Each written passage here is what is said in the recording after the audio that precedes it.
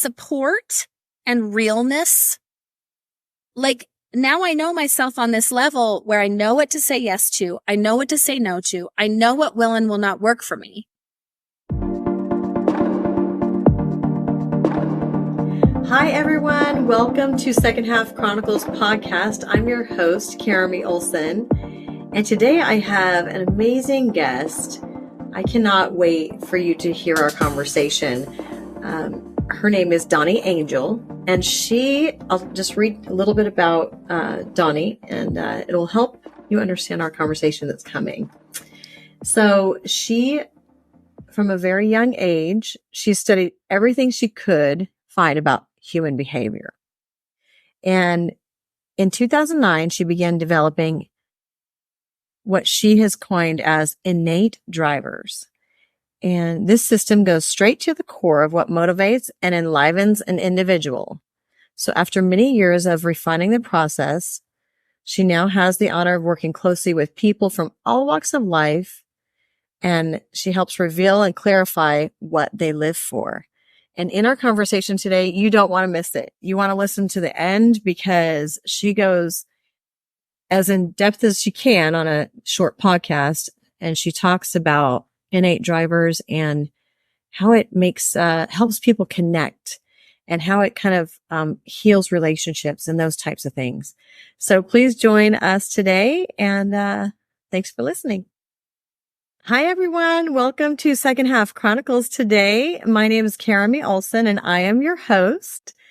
And this is a podcast where we celebrate women who are just killing it in the second half of their lives, or whatever they deem as the second half of their lives, and just doing awesome things and giving back and still learning and still growing. And we are just so excited to be here today. So I have a fantastic guest. Her name is Dawni Angel. And hello, Dawni. I'd love for you to introduce yourself to our audience. Hello. I'm so happy to be here.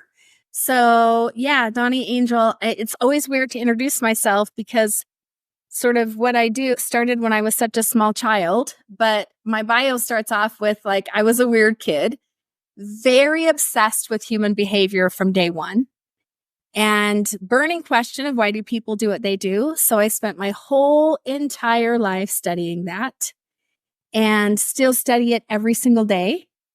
And then I I started off as a public speaker, kind of fell into coaching. I've been doing that for 23 years, the coaching part. And then in 2009, I had a completely life-altering experience at 40 years old and developed a system called Innate Drivers. And now I'm lucky enough to travel all over the world and meet with the most amazing people doing the work I do. So, and I have my personal life. I have 4 beautiful children, ages 16 to 30, and a husband I'm madly in love with who is scandalously younger than I am.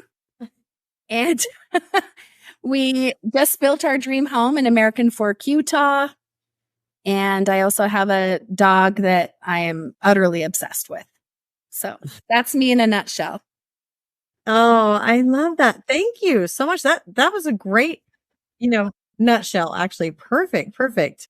And I will add, we have this dog, Humphrey, who has completely stolen my heart. And he's been on the podcast here and there. He jumps in my lap and does different things. So isn't it crazy? Well, Mercury is my dog. His name's Freddie Mercury. We call him Mercury, and he may well make an appearance at some point. We'll see. He's kind of walking around right now doing his own thing. But first dog I've ever had, I was 50 years old when I got my first dog. Right. And one of the best things that ever happened to me in my life. Oh, I know. Oh, I love it. Well, I can't wait to hear a little bit about, if you'll share with us a little bit about your the incident that happened in 40. Let's put that on the side for just a minute. So I want you to, talk to us a little bit about some takeaways that you might have had in your first half. Okay. So if you can we'll just take us through a little bit of your life, and I hope people will resonate with some of the things, you have a great story. So talk about, I don't know, any takeaways that you had in your first half, things that happened in your first half, influences in the first half of your life. Okay. Well, I had a very interesting childhood, early childhood, very traumatic and filled with every kind of abuse that you can imagine. And I think I see it as such a blessing, honestly. I wouldn't wish it on anybody. And yet it really did create my curiosity, my burning question. And I just was a huge connector all through growing up. I loved people, had a lot of friends, really enjoyed people, getting to know people. I was pretty boy crazy and lots of energy, lots of enthusiasm. And I was also very religious, both religious and spiritual. I was born that way for sure. That's always been a driving force in my life. I'm no longer religious, but I am extremely spiritual. So all through my childhood, studying religion, studying mysticism, psychology, really interested in psychology, voracious reader, loved all the arts, singing and dancing and flirting, which I swear I turned into an art when I was young. Such a part of my life. It's funny to think about now. I just could not care less about any of that. I cared a lot about my looks. I was a little fashionista and would go to the clubs and, always had to look a certain way and have my makeup, and exactly opposite from what I am now. I couldn't be more kind of hippie-ish now, as far as like I barely wear makeup ever. And I'm in sweats every day. And I just kind of have my long hair doing whatever it's doing for the day. So I would say my takeaway from the first 20 something years of my life was very much all to do with people and connection and curiosity. And I was one of those who loved being a teenager. I loved life. I really feel like I thrived for the most part for the first 20 years of my life. And then I met the man who ended up being my first husband.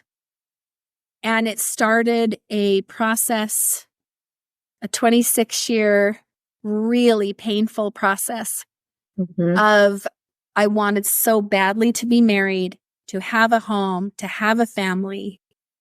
And it didn't go very well for me. Right. So that was the next part of what, how you kind of see life in now. Yes. In chunks.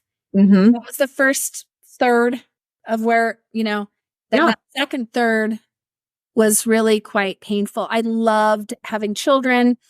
I adore my children. I continued to grow in my career, but my marriage which is what leads me up to my big thing that happened at 40, but did not go well at all. And It was just a very, very painful aspect of my life. Whereas the rest of my life, there was so much thriving and flourishing. And yet in romantic relationships, that's where my wound really played out. Okay, I have a couple of questions for you, if you don't mind. Ask me anything. I'm an open book. You can literally ask me anything. Okay, so I don't want to forget, there's two kind of main things. So do you feel like, so it sounds like you kind of knew who you were, a young person and curious and doing all these things. Very confident. Yeah. Yes. Do you feel like that next part, did you lose some of who you were?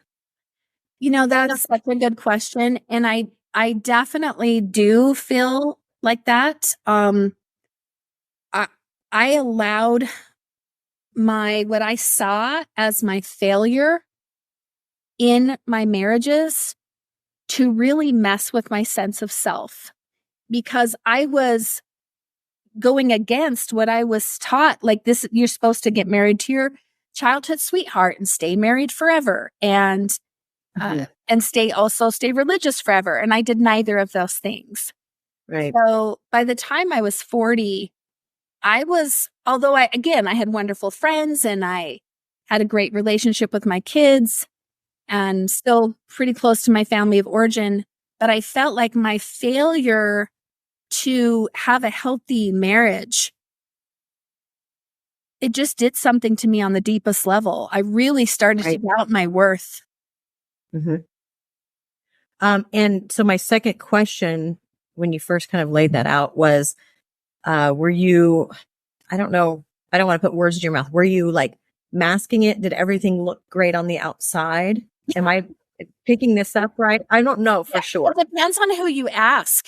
Mm-hmm. I was still very concerned with what I looked like physically.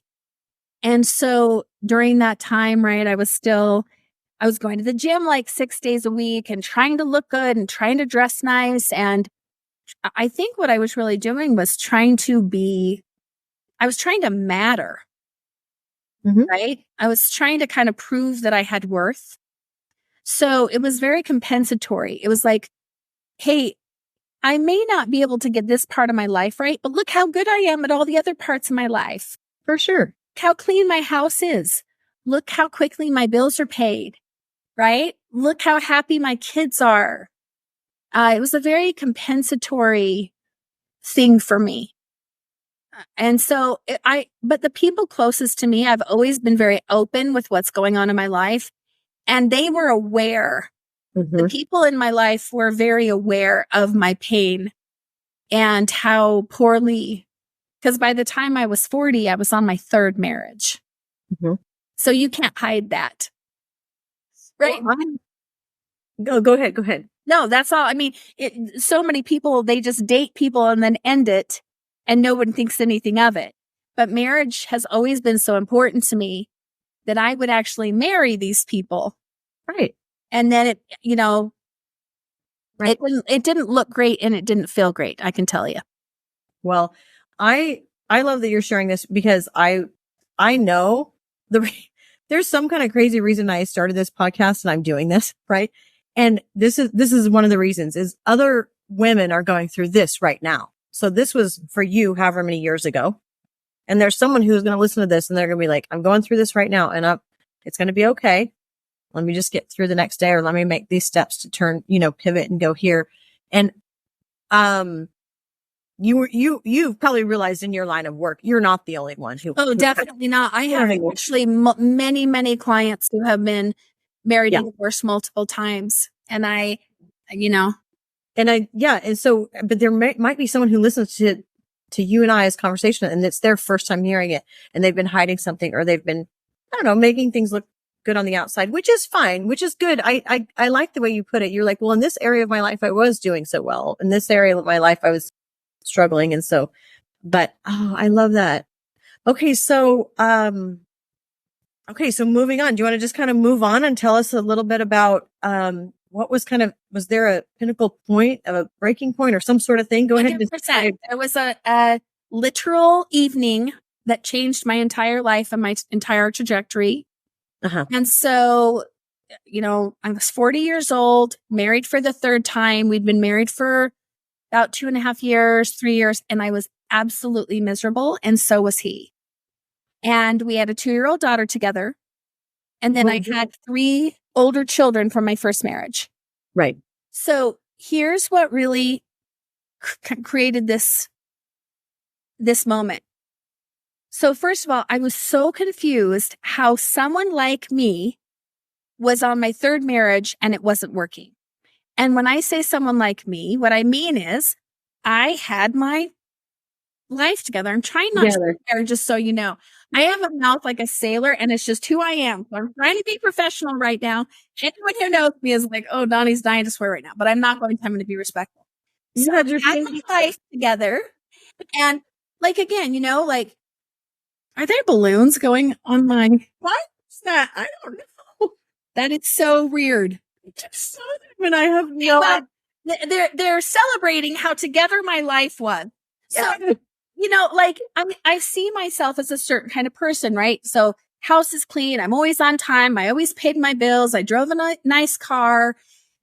And I don't know what I was thinking about. I must have been really judgmental in my mind about the type of person I thought would be on their third marriage. But it didn't make sense to me. I felt like 90% of me was a certain way. And then I actually teach this concept now, but that there's this rogue 10% that's my wound that was choosing these men, and not only choosing these men who I'm not saying anything against my ex-husbands, right? They're actually 3 high quality, very handsome, successful men, right? It's not like I was choosing what you would think of as like losers. Not by a long shot, but so incompatible with me. Mm-hmm. Something in me was having me choose that. So I just was very split and not understanding myself, even though by this point I'd been working as a coach for 7 years. So the scene is my then husband sends me a message from work and he said, "We need to talk tonight. Please get the baby tended." So I knew it was serious. He'd never asked me to do that before. So he comes home from work and he sits me down and he goes, "I'm absolutely miserable," which I knew that we were both miserable. And he said, "And I want a divorce." And the reason this night changed my life is because I had 3 huge shocks to my system. And that was the first shock. I would have never in a million years ever thought this man would ask for a divorce. He's so failure averse. And one of the reasons I married him is because he's so stable and he's like a rock, you know? And I thought he'll never leave me. This is a man who will never leave his family. And here he was asking for a divorce. So I got very defensive, and I look back and I go, yeah, well, I was terrified. My whole life was on the line here. My kids had already been through 2 divorces, my older kids. And I was just horrified at the thought of putting them through a 3rd divorce. And so I started doing the thing where you defend your virtues. So I'm like, oh my word, how could you ever want to divorce me? So funny to think about now, right? But like, I'm amazing. So I started, but you know, like, I'm like, I at the time, you know, this is 15 years ago. So I looked much better than I do now. And I was going to the gym all the time and I was dressing cute. And so I brought that up. I brought up how clean the house was and how happy the kids were and how I made money, but also stayed with the kids. And he's just looking at me like I'm insane. And he's so frustrated. And he says to me, and this is, if I had to say one moment that changed my life, this would be the moment. He looks at me and he said, "I would trade everything you just said for some security." And I remember I'll never forget this moment. My whole body went cold. Keep in mind, I've been asking the question since I was a child, why do people do what they do? So I had grown up with a very unwell biological father who was very abusive and destructive. And as a child, I would watch him make these choices that made no sense. Choices that not only hurt us, but hurt him. So here's this burning question I've been asking. And now all of a sudden, here's this man I'm totally in love with. I want to live the rest of my life with, saying, I want a divorce because I'm not getting enough security. And he's basically answering, he does what he does to try to get security. Mm-hmm. So I remember being very confused and it didn't make sense to me, but we're in the middle of a crisis. So instead of asking a clarifying question, I continued to be defensive and I said, I'm miserable as well. You can have your divorce. So now it's his turn to be upset, which I thought was funny because he just asked me for a divorce. And then he started listing his virtues. And everything out of his mouth was about money. I make good money. I have a lot of earning potential. I'm good with money. I save our money. And as I'm listening to him, and this was the 3rd epiphany of the night, I'm like, oh no, oh dear. Now, I want a life that's workable. I want to be able to pay the bills, but money is not what drives me. I'm not someone who's driven by security. So I say to him, everything you just said, I would trade for some connection. And now we have he got married for security. I got married for connection. Right? It's a miss. Not that you can't harmonize those two things, but I saw very clearly in that moment that we married for two very different reasons, and it had never consciously come up in conversation. Well, you guys probably talked it out 10 times better than anyone who's gotten divorced has talked it out. I mean, that sounds amazing. Well, let me tell you what actually happened, because this was such a new concept for me. I didn't really know. We had stayed up that whole night hashing it out and decided to stay together mostly for logistical reasons. Hello, we have a 2-year-old together. It's going to be financially devastating to get divorced, blah, blah, blah. So we decided to stay together. But it wasn't until the next morning when I asked the golden question, which was, you said that you would trade everything I offer for some security. But that makes no sense because we have security. We have money in the bank. We don't have a lot of debt. We have a nice home and nice cars and happy kids. And I'm emotionally stable. And he looked at me and he said, everything you just said is stability. I want security. And first and foremost, I need you to work a W-2 job. So here's the thing about me. I'm emotionally unemployable and psychologically unemployable. And I'm an entrepreneur in every tiny cell in my entire being, on every level. Okay. I've been working for myself, started my first little side business when I was 7 years old. I come from a line of entrepreneurs. I'm not going to work for someone else. But what he ended up meaning, as we talked about what he meant by security, predictability, consistency, saving most of the money I made, not taking risks. These are the things. Basically, it came down for him to peace of mind and comfort. Well, he has every right to feel that way, but oh boy, am I the wrong wife for that. I am a risk taker. I'm try new things. I'm not reckless, but I don't care about security. So what this did for me is I started realizing we are all so completely motivated and driven by different things. And I just threw myself into the study of it. I threw myself into researching. At the time, I was calling it core values because I didn't know what to call it. Mm-hmm. And I found two things. Number one, what is with the balloon? This is hilarious. I have absolutely no idea where that's coming from. I knew, maybe I'll ask the studio what's going on, but that is hilarious. The universe is celebrating my journey. I don't know, but I'm just going to receive it. I'll receive that celebratory energy. So, number one, the work that had been done was not nearly deep enough to explain why a man wanted to leave his family. Right? It's not like a business training. Ooh, core values, teamwork, or something. No, this was deep. This was so deep. So I was like, okay, this work is not deep enough for me. And I'm someone who likes to get to the very root of everything I do. Number two, there's all this basically psychological exploration, these tests they've done on nature versus nurture. And what these trials show is that we are born and die valuing the same things. So it's under conditioning. It's not from your conditioning.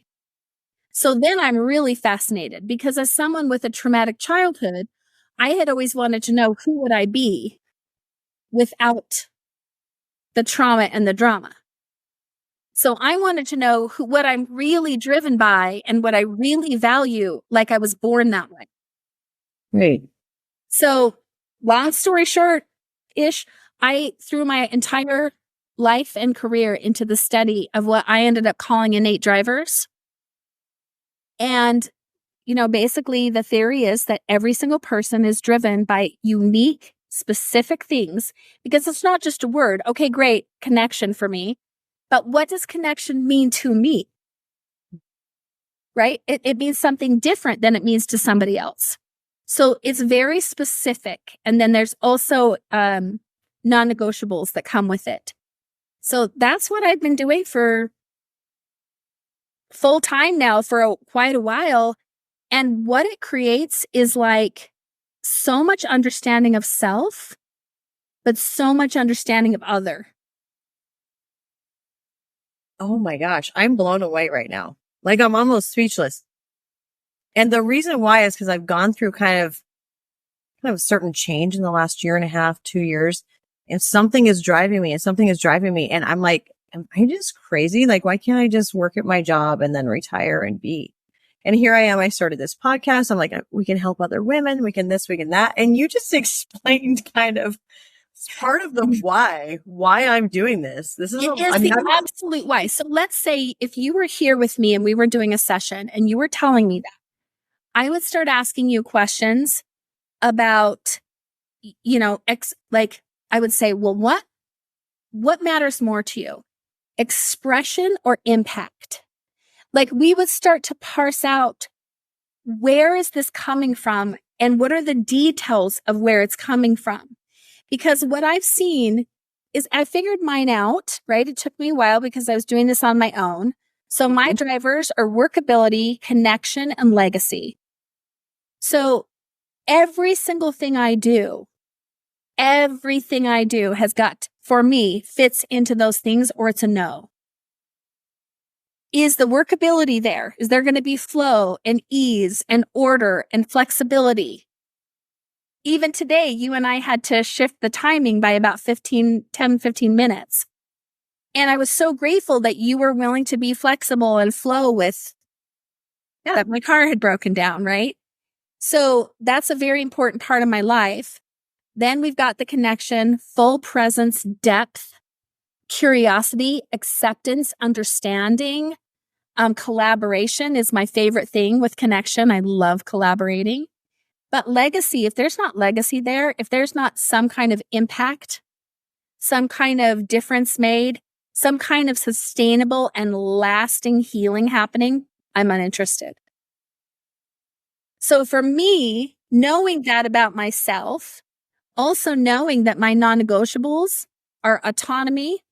Hello, I'm not working for anybody else, and autonomy goes deep for me. Support and realness.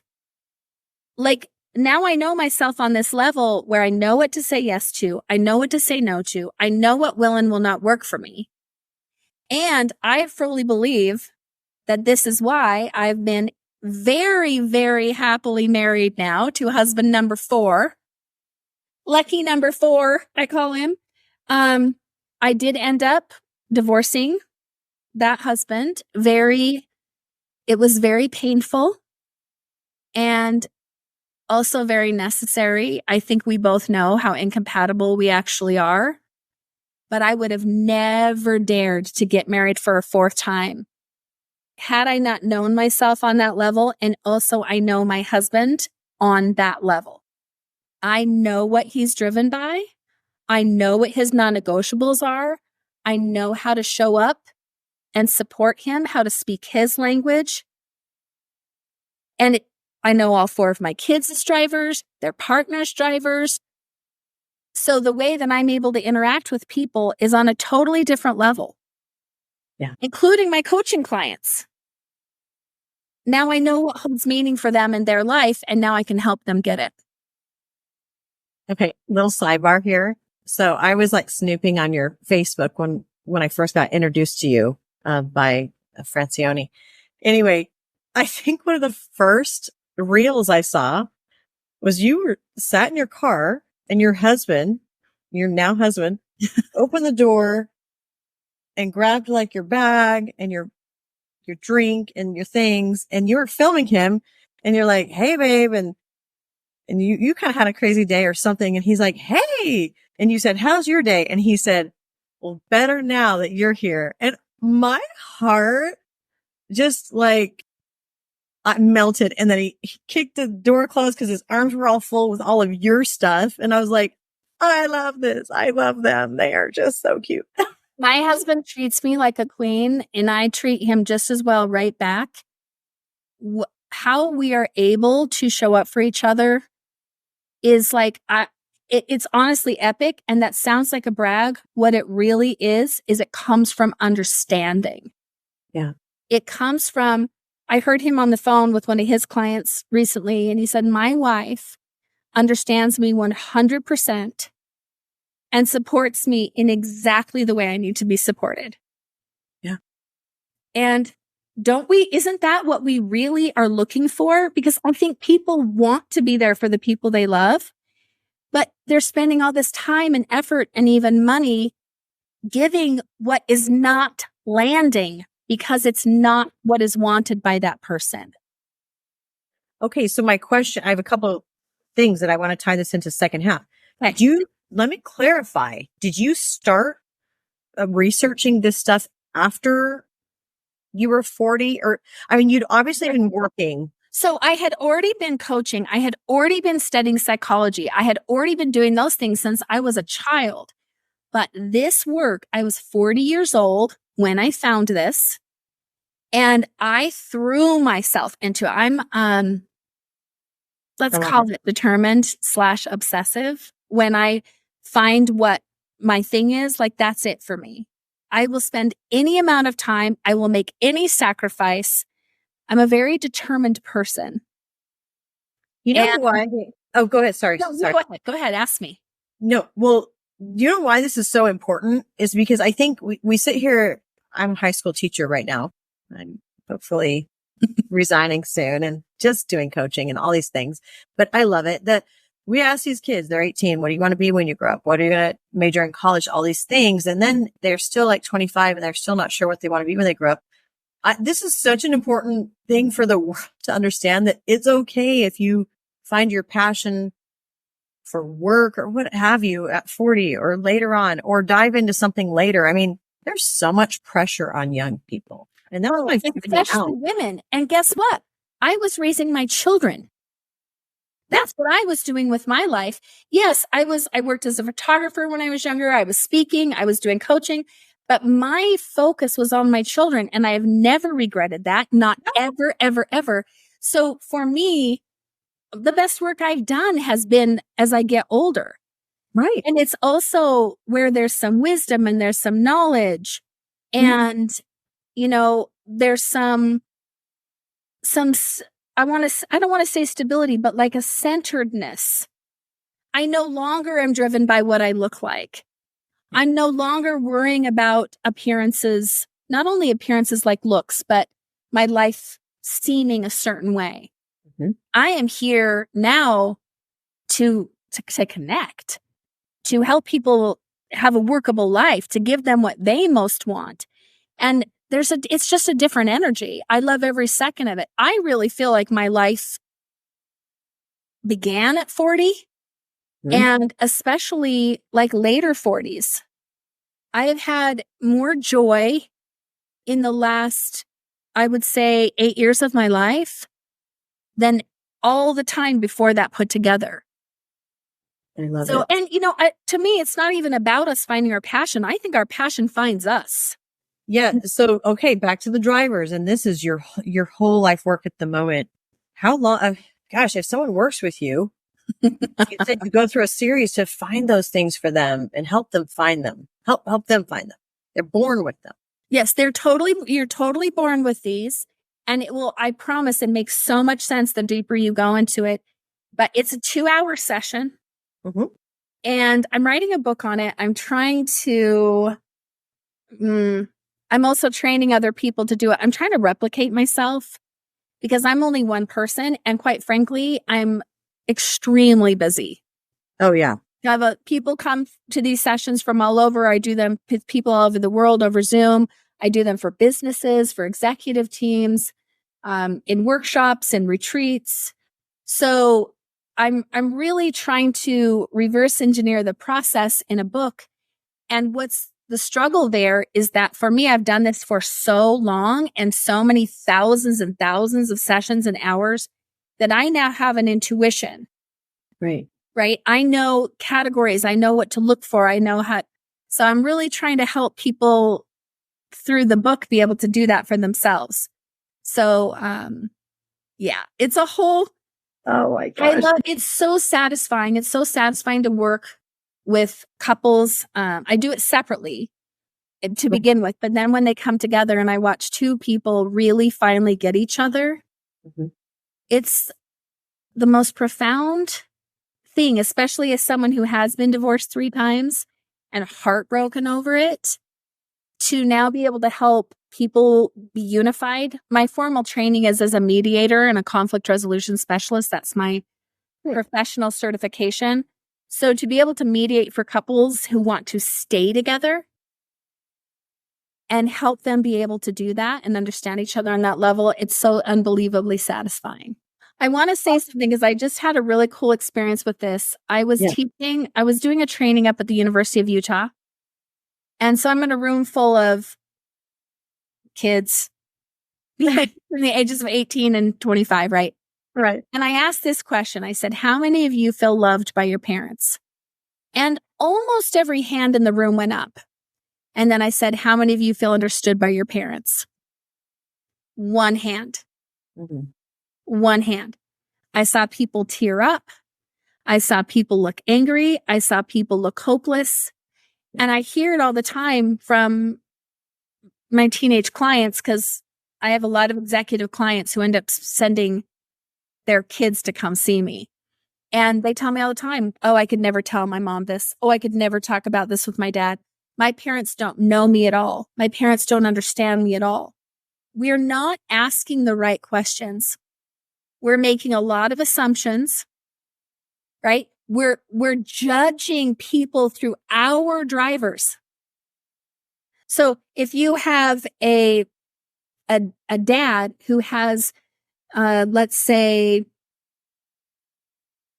financial independence, stability, security, all those things as his driver, and then he's got a kid who has creativity as their number 1 and freedom as their number 2, he's going to think they're a total screw up.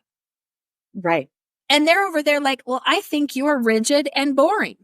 Instead of trying to get to understand that other person, we judge them by our drivers. And basically, we look at other people like, man, you sure are bad at playing my game. Right. Instead of seeing how good they are at playing the game they're playing. Yeah. And appreciating for that and speaking that language.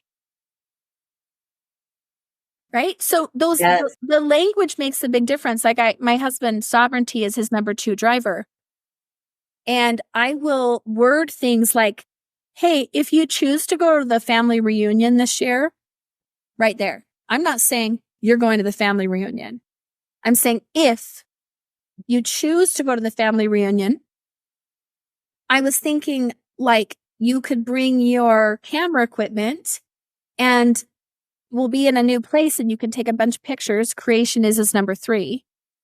And you could explore, which is his number 1 non-negotiable. Right now, it's not to manipulate, it's to honor. I see you. I know what matters to you. I know you don't want to sit and gossip with me and my sisters for 3 days. So what you could be doing is this. And guess what? Now he's in.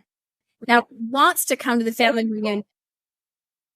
I'm like speaking his language. Oh, Dawni, this is so great. Well, geez, let me sign up for a session. And listening, I didn't know any of this. We had met before. It was fairly brief. And so this has been so eye-opening to me just here. This is so fantastic. I love it. I love it. Thank you. I love what it's hard on a little podcast or I shouldn't say little podcast, but in 40 minutes to get really the depth of what really happens when you know yourself on this level and when you know the people you care about on this level.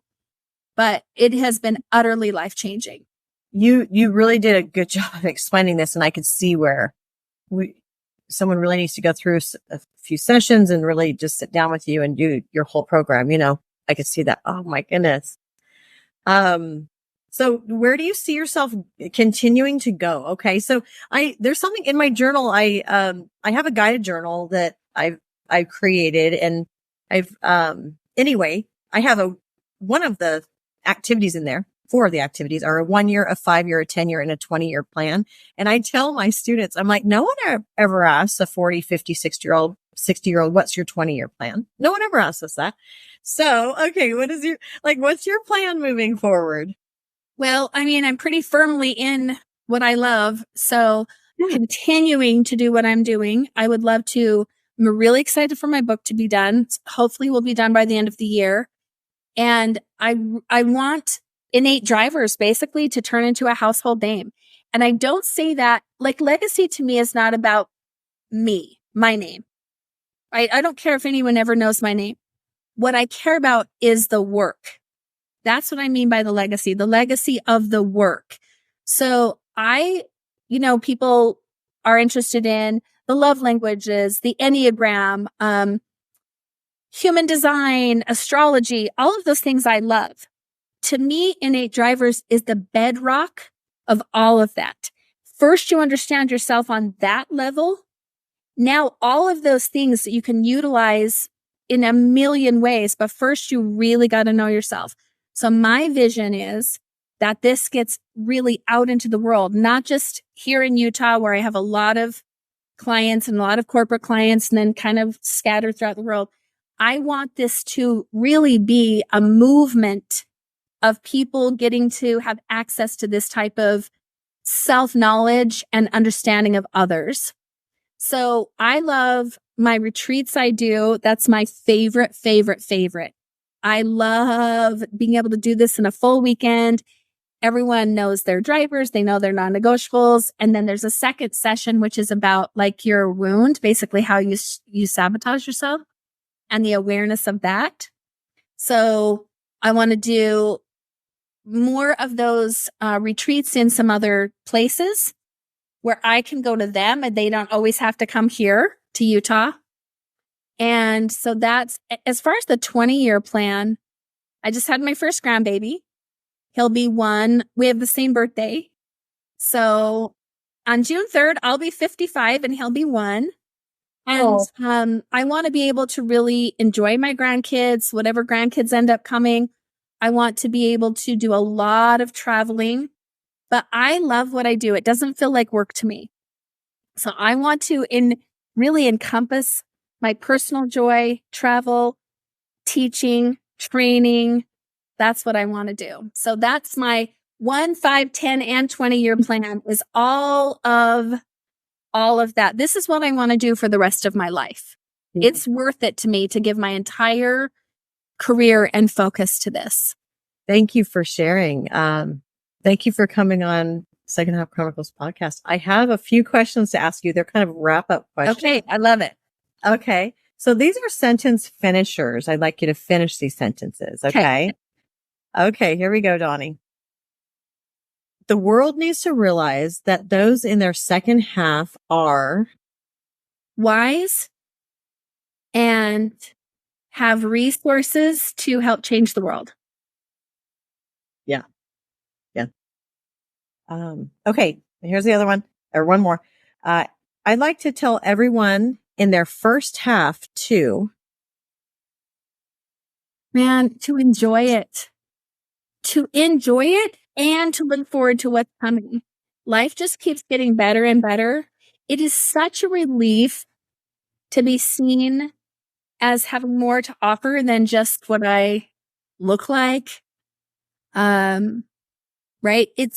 There's so much coming, and enjoy it. Enjoy what you have now and look forward to what's coming. I love to look forward to what's coming, especially because I feel like young people are just like, oh, I'm going to be old. And old means you can't do anything anymore. And that's so wrong. And we just need to get rid of that. Oh, it's such a relief. You guys, it's such a relief to get to the point where you care so much less what people think and you care so much less what you look like. Yeah. And you really get to I haven't worn hard pants in 7 years. Okay. Wait, hard pants? What are jeans? Jeans. I'm either in sweats or pants that feel like sweats. Okay. Right? I got you. If it doesn't feel like pajamas, I'm wearing it. I love the liberation that comes with getting older. It's so good. Yeah. Now, maybe I can say that because I have a 33-year-old husband, but I still I'm loving every second of my 50s. So fun. Okay, this is the last sentence finisher question. Okay. Hands down, in my second half, I will Change the world.